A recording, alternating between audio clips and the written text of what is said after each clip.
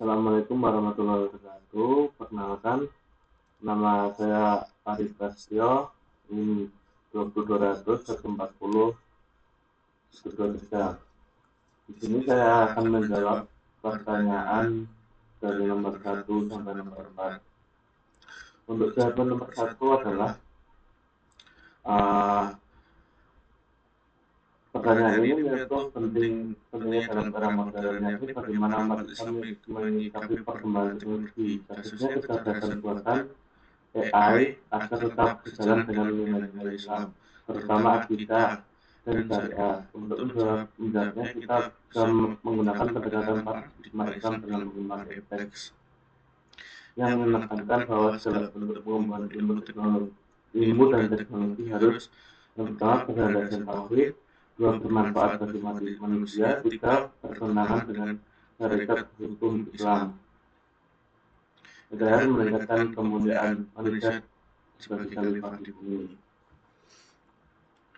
Yang selanjutnya, yang nomor 2, pertanyaannya salah satu rambu dalam hubungan pilpres dalam Islam adalah tidak bertentangan dengan Al-Quran dan Hadis. Berikan contoh nyata dan tidak nyatanya. Untuk contoh yang pertama, untuk contoh yang nyatanya, yaitu aplikasi Muslim Pro, UMA, Quran.com, atau waktu sholat otomatis di smartphone. Penjelasannya, aplikasi ini memanfaatkan teknologi untuk melakukan ibadah zikrullah, salat tarawih, dan membaca Al-Quran. Sesuai dengan perintah Al-Quran, tegakkanlah salat dan mengingatku, Quran surat At-Taha ayat 14. Alasan kesesuaiannya adalah teknologi digunakan untuk mendekatkan diri kepada Allah, mendekatkan literasi keagamaan, dan memudahkan pelaksanaan ibadah. Ya saja, contoh yang tidak sesuai yaitu video palsu, deepfake yang memfitnah tokoh masyarakat, AI generator yang menciptakan konten asusila, penyebaran berita bohong melalui bot otomatis atau akun palsu. Penjelasannya, deepfake dapat mencemarkan nama baik, menyebarkan kebohongan, dan merusak reputasi. Alasan ketidaksesuaiannya adalah teknologi digunakan untuk kemudaratan, melanggar kejujuran dan kehormatan dan etika Islam, mengakibatkan dosa besar karena menyebarkan fitnah. Kemudian yang nomor 3, pertanyaan nomor 3, jawabannya adalah pertanyaan ini menyentuh isu kritis dan relevan dalam kehidupan generasi muda di era digital. Penggunaan teknologi hanya untuk hiburan semata, tanpa mengembangkan potensi besar yang akan dimiliki akal dan kolbus ajaran Islam. Pandangan Islam potensi dan akal dan kolbus dalam mengembangkan teks.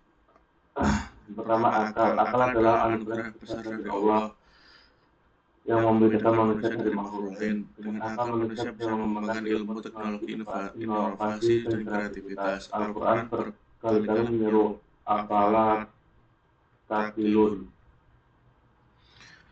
Yang kedua, qalbu adalah pusat kesadaran rohani, nilai, dan keimanan. Qalbu yang bersih, memimpin agar tidak menyimpang.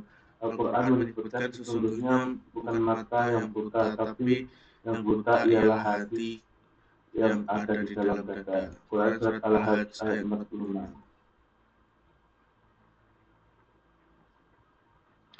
Kemudian untuk jawaban yang terakhir yang nomor 4, yaitu pandangan bahwa sains dan agama adalah dua hal yang bertentangan dalam kesalahpahaman yang berasal dari cara pandang sekuler yang memisahkan agama dari kehidupan ilmiah.